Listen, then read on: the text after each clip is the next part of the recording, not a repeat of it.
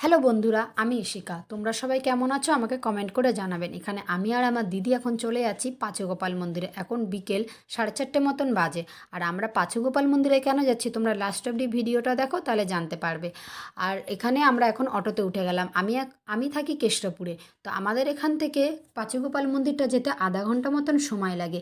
এই যে আমরা এখন বাজারের দিকে চলে এসেছি, তো বাজার থেকে আমাদের 10 মিনিট মতন হেঁটে যেতে লাগবে। তো তোমাদের ওখানে কীরকম ঠান্ডা পড়েছে আমাকে কিন্তু জানাবেন। আমাদের এখানে কিন্তু খুব ঠান্ডা পড়েছে। আর এখন আমি আর আমার দিদি হেঁটে হেঁটে গল্প করতে করতে পাঁচুগোপাল মন্দিরের দিকে যাচ্ছি। আর পাঁচুগোপাল মন্দিরটা কিন্তু খুব জাগ্রত, তোমরা কিন্তু আসতেই পারো এখানে। পাঁচুগোপাল মন্দিরটা হচ্ছে বাচ্চাদের জন্য খুব স্পেশালিস্ট। তো যাদের বাচ্চা হয় না বা বাচ্চার শরীর খারাপ, বাচ্চাদের যাবতীয় জিনিস, তার জন্য তোমরা কিন্তু এই পাঁচুগোপাল মন্দিরটাতে আসতে পারো। এই দেখো এখানে কতজন মানত করে গেছে, মানে জানলায় আর ফাঁকা নেই। আর এখানে পাঁচুগোপাল মন্দিরে এখন আরতি